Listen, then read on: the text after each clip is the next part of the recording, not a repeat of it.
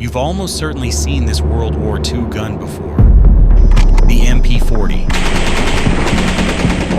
The weapon that's practically fused with the image of the German soldier.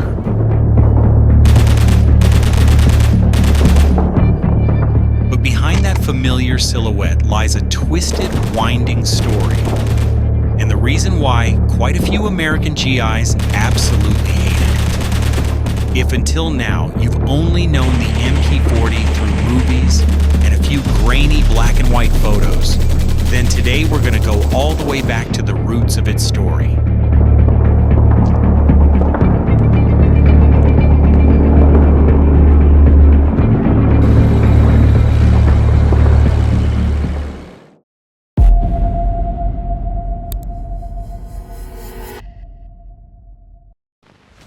To understand the MP40, we have to return to the early days of German submachine guns. At the beginning of the 20th century, armies still placed almost absolute faith in long bolt-action rifles, fired one round at a time, optimized for long range, the legacy of earlier wars. Power, accuracy, and range were more or less the only metrics that mattered. Then the First World War erupted, and along with it came a completely new concept, the submachine gun, which turned almost all those old priorities upside down.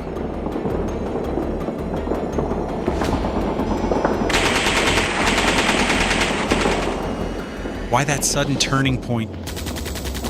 When water-cooled machine guns and quick-firing artillery appeared, open-field maneuver warfare with long lines of advancing infantry was quickly replaced by the deadlock of trench warfare.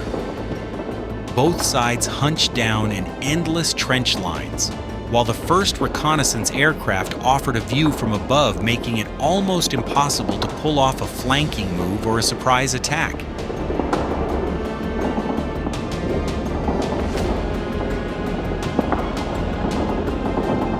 The front froze solid, artillery roared back and forth, infantry was thrown in again and again, suffering horrific losses without breaking through.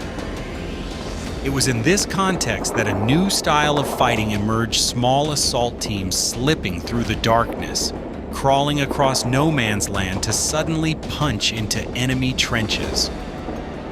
In that cramped, low-visibility environment, a rifle nearly a meter long, optimized for engagements at 800 1,000 Tallard meters, lost almost all its advantages. And a water-cooled Maxim, weighing dozens of kilos, was even less suited to a lightning trench raid.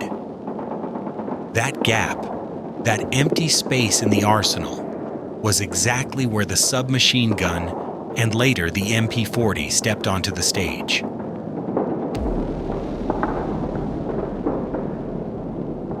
In the labyrinth of trenches that defined the First World War, every army was forced to find a more effective way to fight at ranges of just a few dozen meters.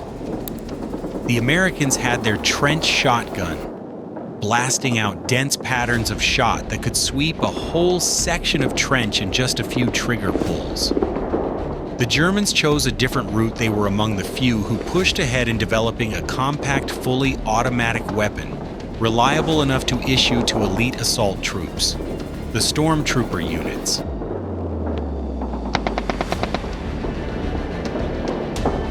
The name submachine gun really only exists to distinguish it from the big, heavy machine guns. Many researchers think that the American marketing campaigns for the Thompson helped lock in the term submachine gun, short, catchy, and easy to remember. Introduced in 1918 as a trench broom, the MP18 used a 32-round drum magazine and fired 9mm rounds at around 350, 500 rounds per minute. Dense enough fire, but not so wild that it became uncontrollable. It was a weapon born specifically for those cramped trench lines. The MP18 first appeared in the spring offensive of 1918 when stormtroopers used it to try to break the stalemate that had dragged on for years.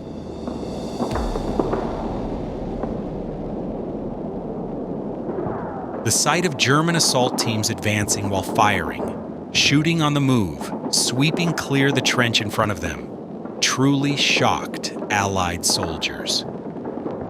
Even though the overall offensive failed, and fewer than 30,000 MP-18s made it to the front, the mark it left on those final months of the war was undeniable.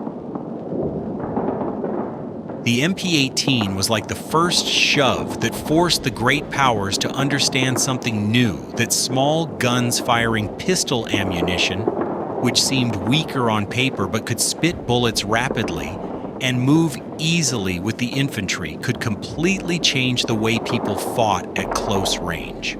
From that point until the end of the Second World War, almost every submachine gun design carried at least a trace of Schmeisser's influence. The Italians had the Villa Perosa, a strange-looking contraption that was basically two fast-firing pistols bolted together, built around a philosophy that's hard to justify. The Americans had the famous Thompson firing powerful .45 ACP cartridges, which became an icon both on the battlefield and in the memory of generations afterward. But the end of the war did not mean that German-flavored submachine guns vanished from the stage. In the shadows of the post-war years, Germany was already preparing for a second round that they believed would come within just a few years. Despite the harsh restrictions of the Treaty of Versailles, the German military establishment quietly continued to research and improve weapons, aiming at a future global confrontation. From this effort came the MP38 with a straight box magazine, more compact and far more practical than the old drum. That idea kept being sharpened because combat experience had proved how much more effective it was. By carefully observing the lessons drawn from the Spanish Civil War, which they used as a laboratory for new weapons and tactics, the Germans once again saw the power of submachine guns in street fighting and close-quarter urban combat. And by then, they were fully convinced even if the new war they were waiting for would be more mobile, fast, and flexible. Without the static trench lines of the previous conflict, submachine guns would still be among the most effective tools fighting alongside the infantry.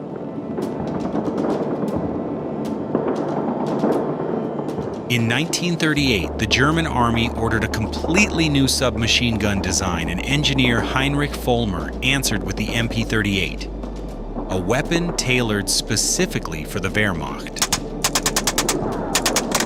Compared to the old Woodstock designs, the MP38 looked like it had stepped out of the future.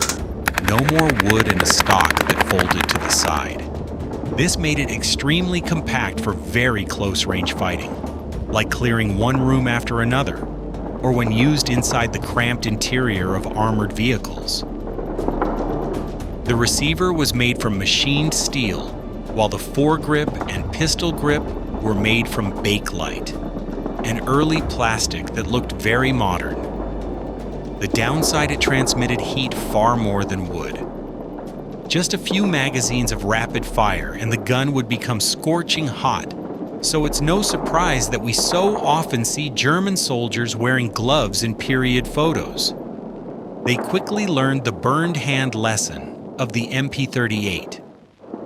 Later, a rare variant, the MP41, appeared with a more traditional wooden stock.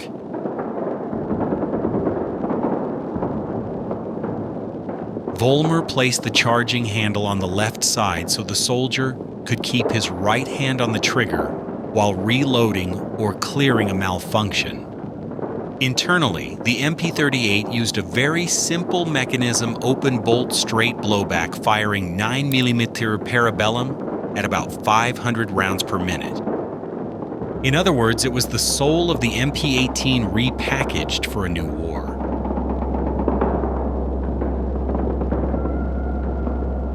In 1939, the MP38 was officially adopted, but when the conflict erupted in Poland, The entire German army had only about 8,000 of them. Production was still too slow. Even so, it had just enough time to prove its worth in the lightning tactics of Blitzkrieg.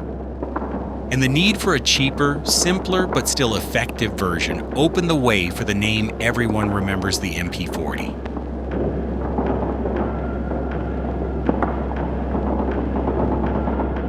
Inside the heart of the gun remained largely unchanged. What changed was the outer shell simplified for mass production. Complex machine parts were replaced wherever possible by stamped steel and spot welding.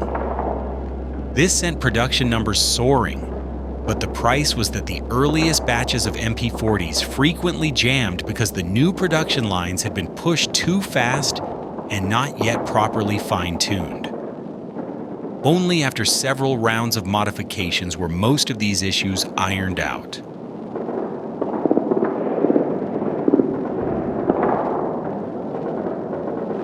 One deadly flaw of the MP38 was also addressed on the MP40: accidental discharges. The MP38 had almost no true safety. A hard knock or dropping the weapon could be enough to make it fire. Extremely dangerous when you're standing shoulder to shoulder with your comrades. The MP40 added a 2-position safety notch for the charging handle, which could lock the bolt either to the rear or fully forward, dramatically reducing the risk of shooting yourself in the foot because of a slip.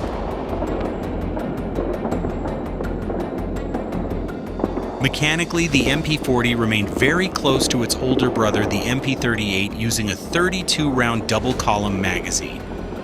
Interestingly, that magazine design was patented by Hugo Schmeisser, even though he did not directly participate in the MP38 MP40 project. His name stamped on the magazine led Allied troops to call the whole gun the Schmeisser by mistake. From here, the Germans pushed MP40 production as hard as they could and brought the unit cost down to around 57 Reichsmarks per gun, roughly $1,200 in today's money. On paper, that sounds cheaper, but it was certainly not a bargain bin weapon. Even so, they still managed to produce more than 1 million MP40s, making it the second most produced German automatic weapon of the war, behind only the MG34. But alongside that, there were about 14 million Kar 98 rifles. Those numbers tell the story clearly. Submachine guns were important, but rifles were still the real backbone of the German infantry.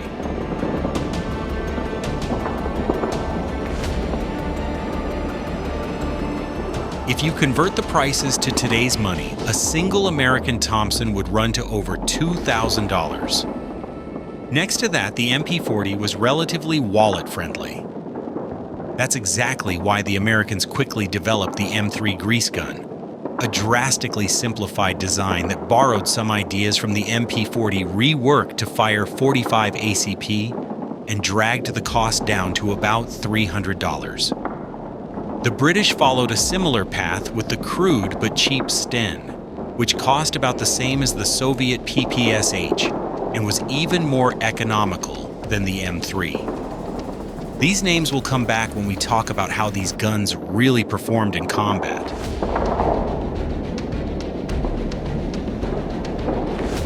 The important point is this: the MP40 was never meant to replace rifles in the hands of every soldier. It was a specialist weapon usually carried by squad leaders, assault teams, or tank crews. A German squad was built around an MG34 or MG42 machine gun and its 3-man crew. The 6 remaining soldiers with Kar 98s protected the gun. The squad leader carried the MP40 along with 6 magazines in leather pouches and a pistol as a backup.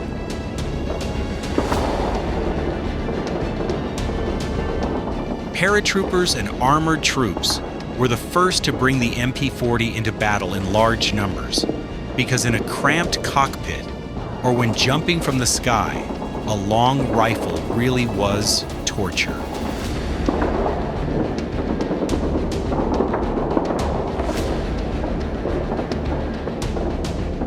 But everything changed when the Germans collided with the Red Army on the Eastern Front, especially in urban hellscapes like Stalingrad. Among ruined walls where engagement ranges could be measured in room lengths, they were forced to rethink the role of the submachine gun. And that's when they found themselves facing Soviet squads armed entirely with PPSH submachine guns, crude and finished cheap to make. But in real-world combat, they outperformed the elegant MP40 and were produced in numbers roughly 6 times greater. In brutal close quarters, fighting amid the rubble submachine guns were the kings of the battlefield. When there weren't enough MP40s to go around, German troops made use of captured PPSHs and then modified them, converting them to fire 9mm and fitting adapters so they could use MP40 magazines. It's estimated that around 10,000 such conversions were made.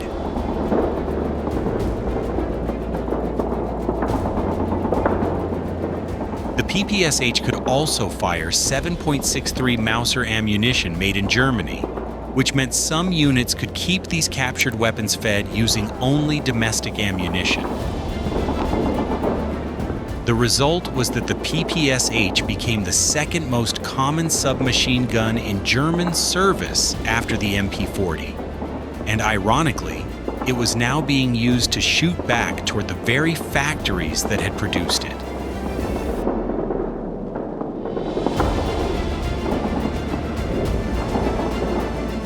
In terms of performance, the PPSH-41 fired 7.62 Tokarev rounds at around once 200 rounds per minute.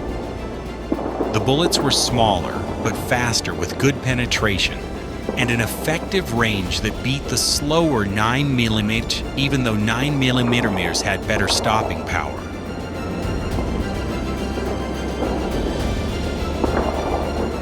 The PPSH's trump card was its rate of fire and reliability. In the split-second rush of storming into a cramped room, a PPSH could empty its drum in under 2 seconds, blasting open the space in front.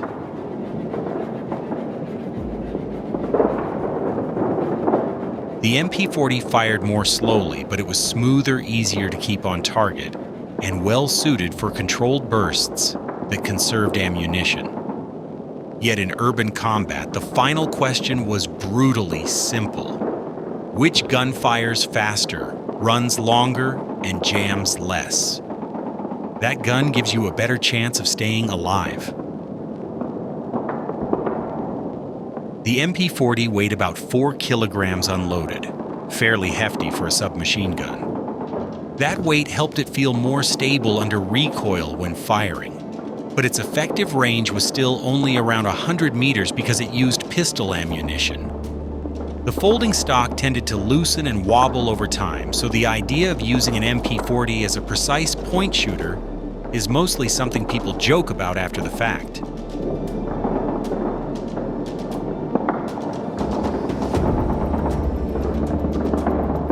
The Germans even tried a strange variant, the MP40-12 magazines, fitted side by side to cut down reload time when facing PPSH drums holding 71 rounds. In practice, only a few hundred of these were produced because they were too bulky. On the battlefield, soldiers came up with simpler solutions, taping 2 magazines together jungle style, so they could flip and reload faster.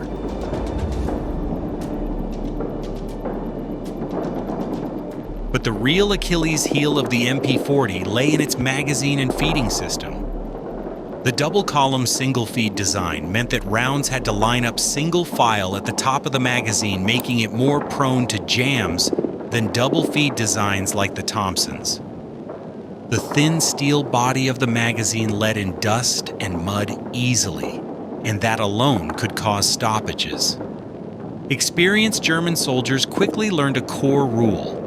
If you wanted your MP40 to run smoothly, you had to keep the magazines very clean oiled and avoid gripping them tightly while firing if you didn't want them to act up at the worst possible moment. Out in the field, many MP40 users followed a quiet shared habit. They loaded only about 30 rounds instead of the full 32. That way the spring wasn't fully compressed, reducing the risk of feeding issues. The magazines were also quite hard to load by hand, so each MP40 set came with a simple loading tool that clipped onto the top of the magazine and acted as a lever to push rounds down, saving soldiers' fingers from going numb after loading 6 magazines in a row. Ironically, the gun itself was quite reliable from the hot sands of North Africa to the cold mud of the Eastern Front, thanks to its very simple blowback mechanism. The problem that dogged it throughout the war was the magazines. Allied soldiers often avoided using the MP40 in combat, and in some units, it was actively discouraged. The reason was its very distinctive sound. When a captured enemy weapon began firing, it could easily cause confusion in the chaos of battle, leading to tragic moments of friendly fire. During the assault on Pointe du Hoc on D-Day, there's a recorded incident where 4 Rangers were hit by their own side's fire. Beside their bodies lay captured MP40s. From then on, many understood very clearly, when you use the enemy's weapon, the price you pay might not just be the gun's reliability. While Nazi Germany remained loyal to the doctrine of long-range, hard-hitting rifles as the backbone of the infantry, they also saw the power of high-capacity submachine guns that could pour out bullets like rain. The problem was that they simply ran out of breath too quickly. Their limited range meant they could never truly replace rifles on open battlefields. From this emerged a very modern question: could you create a cartridge that sat in the middle? Not as heavy and overpowered as full-size rifle ammunition, but not as weak as pistol rounds. Something that hit the sweet spot for the actual engagement ranges of World War II, mostly under 300 meters. The answer was the Sturmgewehr, what we now call the assault rifle. With its 7.92 EQ-33 intermediate cartridge and 30-round magazine, the STG-44 delivered far denser fire than traditional rifles could fire in bursts at close range, and was still effective out to roughly 400 meters, far beyond any submachine gun of its era. From 1944 onward, the Sturmgewehr gradually began to replace the MP40 on the production lines and in tactical doctrine. The war ended before the Germans could fully complete their universal rifle, but more than 400,000 were produced, and they paved the way for an entire new generation of designs. And then one question still hangs in the air, making many people frown and look twice. Why does its silhouette look so eerily similar to the legendary AK-47?